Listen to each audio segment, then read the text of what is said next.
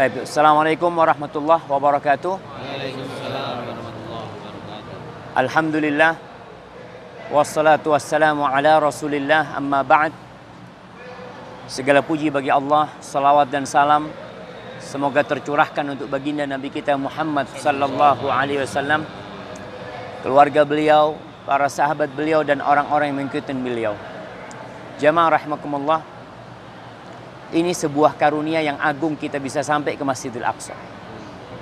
Orang-orang Jordania atau negeri-negeri Arab ini sekitar sangat susah bagi mereka untuk masuk ke sini. Apalagi negara-negara yang tidak punya hubungan diplomatik. Seperti Arab Saudi, itu syekh-syekh yang besar pun nggak pernah datang ke sini. Sehingga ketika mereka tahu orang Indonesia bisa nyampe di sini, Masya Allah, gimana untuk bisa masuk ke sana, kata dia. Supaya kita bisa mensyukuri nikmat yang Allah berikan kepada kita dan berdoa, Allahumma a'inna ala dzikrika wa syukrika wa husni ibadati.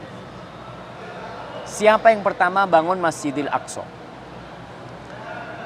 Tempat ibadah yang pertama kali diletakkan di muka bumi ini adalah Ka'bah. Allah mengatakan, inna awwala baitin wudi'a lin-nas lalladzi bi Bakkah. Awal rumah tempat ibadah yang Allah letakkan itu adalah yang ada di Mekah. Di sana. Siapa yang membangunnya? Ada banyak pendapat para ulama siapa yang membangun Al-Ka'bah. Tapi riwayat yang lebih kuat, Ka'bah itu dibangun oleh siapa? Nabi Ibrahim. Kalau Nabi Ibrahim, gimana nabi-nabi sebelumnya beribadah? Nabi Adam alaihissalam. Nabi Adam alaihissalam. Jadi yang pertama membangun Ka'bah itu adalah Nabi Adam alaihissalam. Karena nabi-nabi yang selanjutnya itu melanjutkan dakwah Nabi Adam alaihissalam. Nabi Ibrahim alaihissalam Allah sebutkan, wa idh yarfa'u Ibrahimu al-qawa'ida minal bait.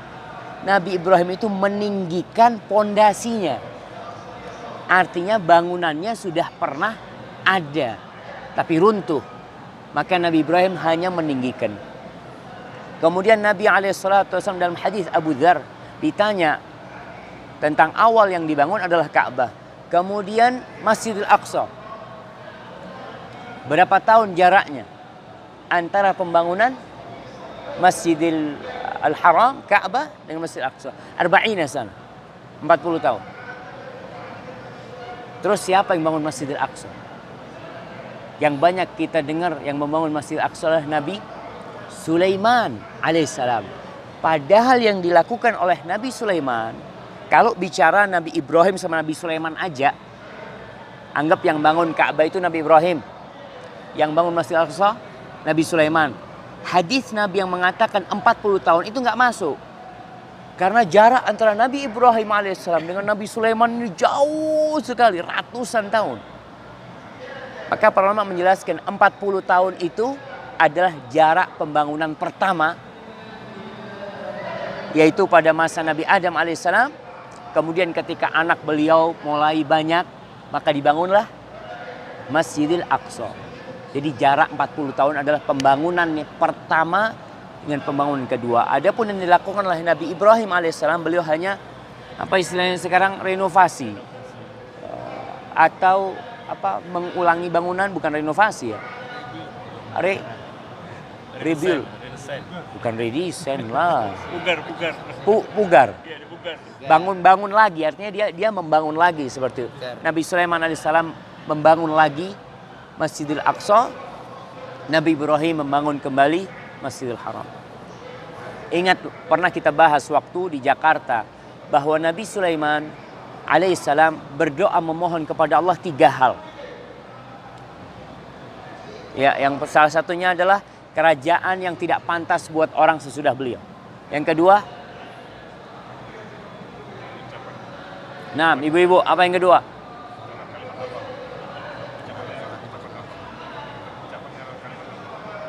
Hukumnya sesuai dengan hukum Allah Subhanahu wa taala.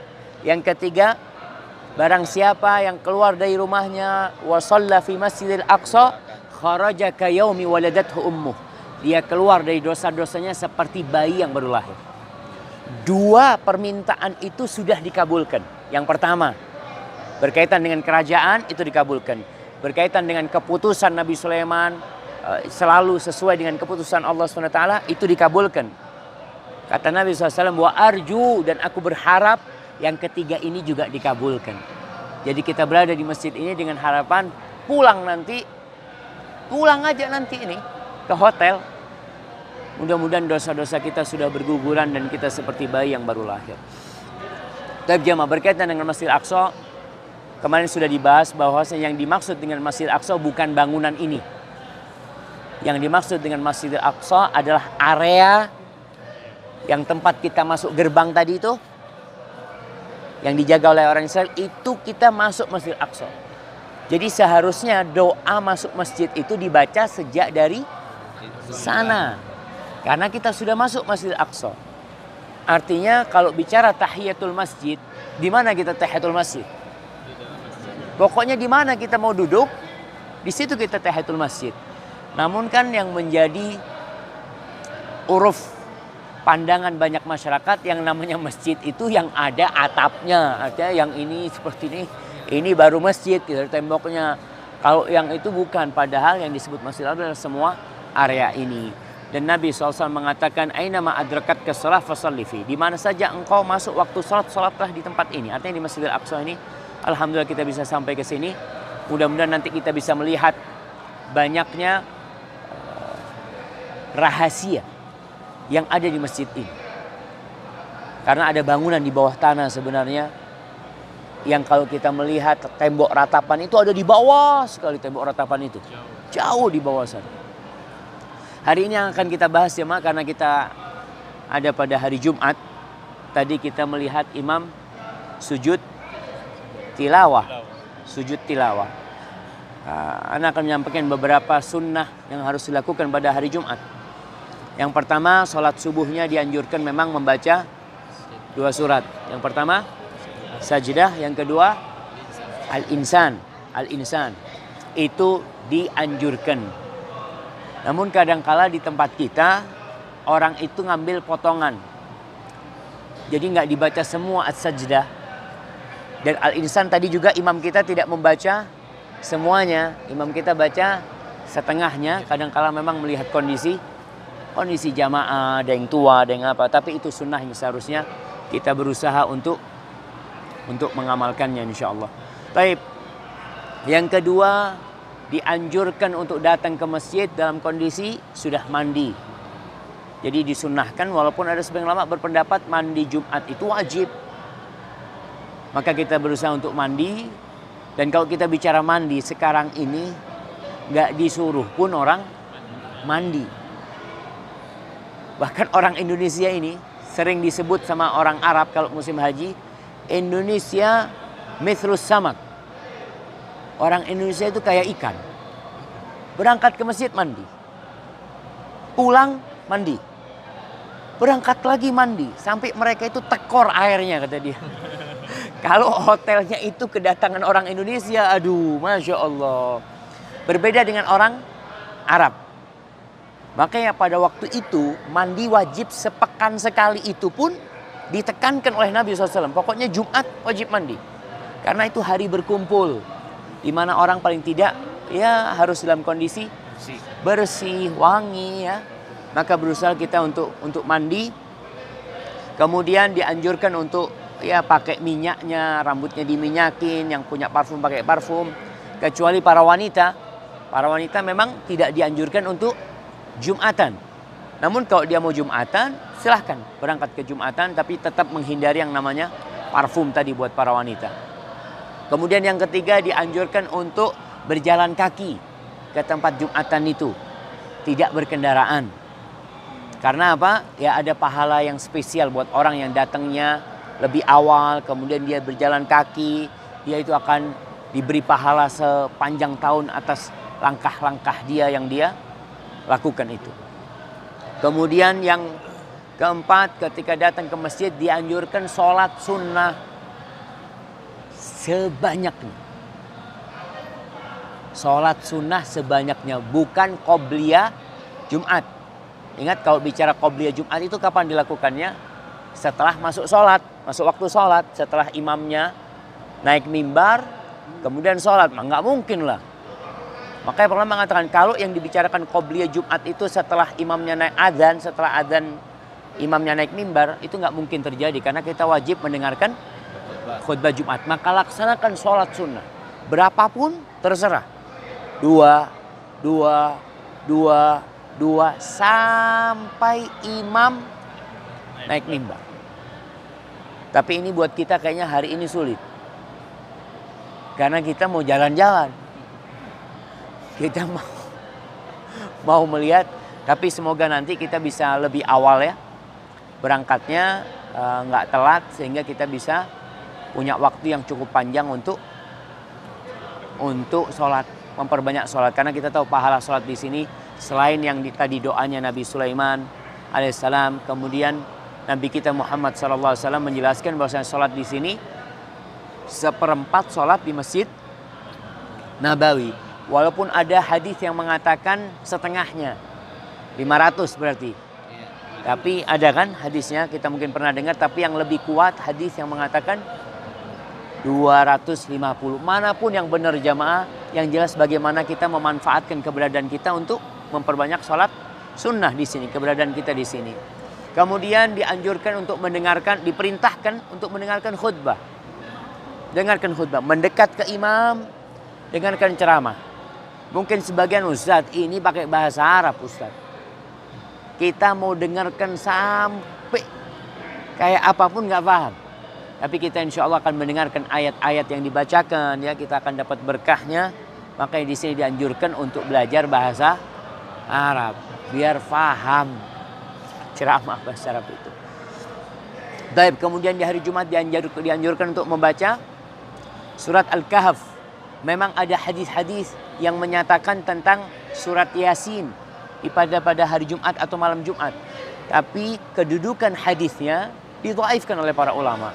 Adapun surat Al-Kahf, ya kebanyakan ulama mensahihkan hadis itu, walaupun ada sedikit perbedaan penafsiran. Sebagian ketika mengatakan tiap Jumat, itu artinya tiap pekan. Jadi bukan hari Jumatnya. Karena pada waktu itu nggak ada seminggu sekali, nggak ada. Yang ada sejumat. Makanya Nabi SAW kalau berbicara dari Jumat ke Jumat selanjutnya. Jadi nggak ada seminggu. Tapi pendapat yang lebih kuat kita baca pada hari Jumatnya, malam Jumat atau pada pagi harinya. Dan waktu Jumat ini berakhir kapan? Tenggelamnya matahari. Tenggelamnya matahari. Baca surat Al-Kahf dan usahakan untuk membaca artinya juga. Karena ada banyak pesan indah di sana. Di situ ada cerita banyak. Ceritanya siapa? Ashabul Kahfi. Kemarin kita udah lihat tuh Ashabul Kahfi. Yang kedua ceritanya siapa? Dzulqarnain bersama Ya'juj dan Ma'juj. Kemudian ceritanya Nabi Musa alaihissalam bersama Khadir. Jadi cerita-cerita yang kalau kita baca tiap Jumat itu akan menambah keimanan kita, jemaah. Tapi sayangnya banyak di antara kita baca nggak paham artinya. Artinya kita mendekatkan diri kepada Allah dengan membaca surat Al-Kahfi tanpa tahu artinya itu bagus. Alhamdulillah. Tapi yang lebih bagus kita membaca sambil memaknai artinya. Sehingga bagaimana kisah Ashabul Kahf, ya kita lihat, oh kita mungkin lagi susah nih. Karena orang-orang yang hijrah kan kadang-kala merasa berat ya, ditinggalkan sohib, tinggalkan teman ya. Kemudian tetangga-tetangganya mungkin juga tidak lagi gaul sama dia, mengasingkan dia.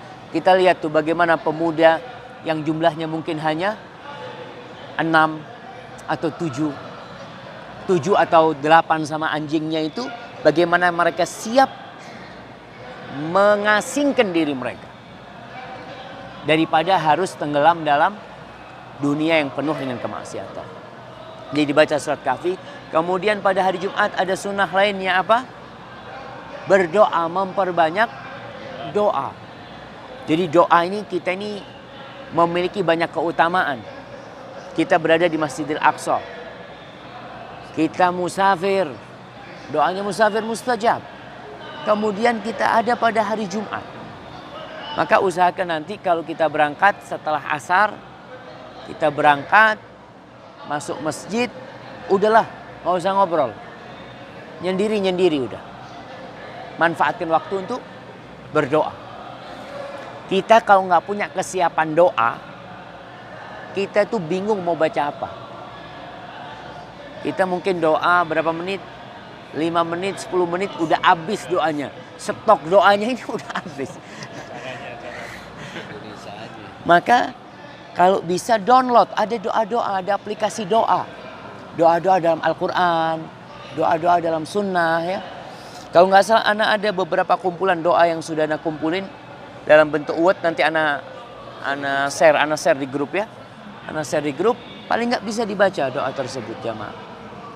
Kemudian ada lagi pakai baju yang bagus ya ketika Jumatan.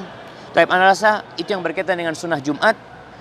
Anak ingin membacakan tafsir dari beberapa ayat yang dibaca oleh imam tadi sebelum kita meninggalkan masjid ini. Jam berapa waktu syuruk?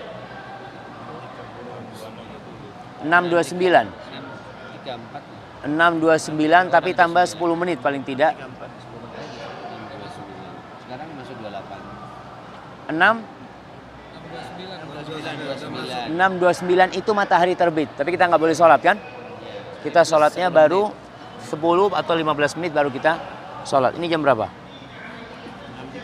Oke. 6.29. Taib. Allah mengatakan kepada Nabi Muhammad SAW di surat As-Sajdah ayat 12. Allah mengatakan walau tara idzil mujrimuna nakisu ru'usihim 'inda rabbihim. Ketika engkau melihat orang-orang pelaku dosa itu menundukkan kepala mereka di sisi Allah Subhanahu wa taala. Kita bisa melihat orang yang melakukan kriminal ketika dibawa ditangkap oleh KPK dan terbukti memang dia melakukan tindak kejahatan itu. Padahal sebelumnya dia adalah orang-orang yang disanjung oleh masyarakat. Apa yang akan kita lihat? Menundukkan pandangan dia. Ditanya oleh wartawan dia no comment atau apa. Allah sebutkan ini nanti pelaku-pelaku dosa di padang mahsyar itu menundukkan kepala mereka di sisi Allah. Mereka hanya mengatakan Rabbana absorna wa sami'na. Ya Allah kami melihat ya Allah. Artinya kami melihat sudah apa yang terjadi. Dan kami mendengar ternyata semua yang disampaikan itu benar. Farji'na na'mal salihan. Mereka minta dibalikin untuk beramal soleh. Sudah ya Allah kami sudah melihat. Mereka sudah hakul yakin. Karena mereka benar-benar merasakan. Mereka melihat api neraka ditampakkan kepada mereka. Maka mereka mengatakan kami sudah melihat, kami sudah mendengar. Lalu apa keinginannya? Farji'na na'mal solehan. Kembalikan kami ya Allah untuk beramal soleh. Mungkinkah mereka bisa balik? Ketika mereka sudah melihat hari kiamat bangkit, maka mereka tidak ada kesempatan untuk beramal soleh. Mereka mengatakan inna muqinun. Sekarang ini kami benar-benar yakin. Tapi pada hari itu tidak berguna keyakinan jamaah. Karena keimanan mereka bukan dengan yang gaib. Allah ketika menyebut orang-orang beriman ini, apa kata Allah? Yu'minuna bil ghaib. Orang-orang beriman ini beriman dengan yang gaib. Kita tidak melihat neraka, tapi kita beriman. Kita tidak melihat surga, tapi kita beriman. Kita tidak melihat sungai-sungai yang ada dalam surga. Kita tidak melihat malaikat-malaikat Allah, tapi kita beriman. Maka tatkala keimanan itu dengan yang nyata tidak berguna. Lalu Allah mengatakan walau syi'na la'ataina kulla nafsin hudaha. Kalau kami berkehendak kata Allah, semua orang akan kami kasih hidayah. Ini sebuah penjelasan dari Allah yang mendorong kita untuk mensyukuri nikmat yang Allah berikan. Kenapa sih Allah kasih hidayah kepada kita? Kok nggak kepada fulan? Kalau kita bicara ada yang orang yang namanya Yongki lah, Bang Yongki ini. Kenapa Bang Yongki kok muslim? Tapi ada Yongki yang kafir, ada Yongki yang Nasrani, mungkin ada Yongki yang Majusi. Tapi kenapa kok Bang Yongki yang muslim? Kan Allah mau baik buat kita. Maka di sini kita harus mensyukuri nikmat hidayah yang Allah berikan kepada kita. Kenapa kita ana Syafiq, kok bisa Syafiq jadi muslim? Allah yang kasih hidayah. Kemudian Allah mengatakan walakin haqqal qawlu minni la amla anna jahannama minal jinnati wan nasi ajma'in. Tapi kata Allah, sudah menjadi keputusanku, aku akan memenuhi neraka jahanam dengan manusia dan bangsa jin semuanya. Pokoknya enggak beriman aku akan masukkan ke dalam neraka. Allah katakan fadzuqu, silahkan kalian rasakan azab Allah itu. Karena apa? Bima nasitum liqa'a yaumikum hadha, disebabkan kalian lupa dengan perjumpaan hari ini. Jadi kebanyakan orang melakukan dosa itu karena lupa dengan adanya azab, dengan adanya ancaman, dengan adanya neraka, dengan adanya hari kebangkitan. Maka dia melakukan dosa dengan seenak dia. Maka Allah mengatakan inna nasinakum, sekarang kita melupakan kalian. Jadi jamaah, di ayat yang lainnya di surat Thaha, ketika Allah menyebutkan orang-orang yang menolak peringatan-peringatan dari Allah. Peringatan udah disampaikan, khotib Jumat menyampaikan, para nabi diutus, buku-buku dicetak ya. Peringatan terus datang. Allah mengatakan waman a'rada an dzikri fa inna lahu ma'isyatan dhanka. Barang siapa yang berpaling dari peringatanku, dikasih peringatan, dikasih musibah, dikasih apa, tetap aja dengan dosa-dosa dia, fa inna lahu ma'isyatan dhanka, maka orang ini, maka dia akan mendapatkan kehidupan yang sempit. Wa nahsyuruhu yaumal qiyamati a'ma, dan kami akan menghimpun dia pada hari kiamat dalam kondisi buta. Maka mereka mengatakan qala rabbi lima hasyartani a'ma, ya Allah kenapa engkau himpun aku dalam kondisi buta, wa qad kuntu basira, padahal aku bisa ngelihat di dunia. Apa kata Allah? Kadzalika atatka ayati fanasitaha wa kadzalikal yauma tunza. Begitulah engkau dulu di dunia, datang peringatan-peringatan, ayat-ayatku datang kepadamu, engkau lupakan, engkau tinggalkan. Wa kadzalikal yauma tunza, hari ini engkau dilupakan. Wallahi na'udzubillahi min dzalik ya ma. Kemudian wadzuqu adzabal khuldi bima kuntum ta'malun, kalian rasakan azab yang kekal. Kalau sekarang orang diancam, kayak di negeri kita, orang melakukan tindakan kriminal, diancam 15 tahun penjara, diancam 20 tahun penjara, diancam. Mereka berpikir azabnya akan berakhir. Diancam seumur hidup pun mereka berpikir azabnya akan berakhir. Dengan apa? Kematian. Tapi ketika di neraka, fadzuqul adzabal khuldi bima kuntum ta'mal, kalian rasakan azab kekekalan ini karena disebabkan amalan kalian. Maka kita nggak boleh cari kambing hitam. Ketika kita tersesat, ketika kita melakukan kemaksiatan, nggak ada gunanya. Oh ini gara-gara ustadz, oh ini gara-gara teman anak, oh ini gara-gara lingkungan. Karena semuanya itu gara-gara kita sendiri. Karena kita bisa berlepas diri dari lingkungan kita. Kita bisa lari menuju lingkungan yang lebih baik. Tapi kadang-kala kita tidak mau melakukan itu. Taib an rasa jam berapa? Taib kita cukupkan jamaah. Karena kita akan mengejar kembali ke hotel. Udah 10 menit kan? 37. Taib kalau ada pertanyaan 2 menit. Nah. Ada pertanyaan? Taib kalau nggak ada pertanyaan. Mengenai memperbanyak membaca salawat itu termasuk. Oh Masya Allah, ini ada alhamdulillah. Ada tambahan jemaah. Berkaitan dengan sunnah hari Jumat.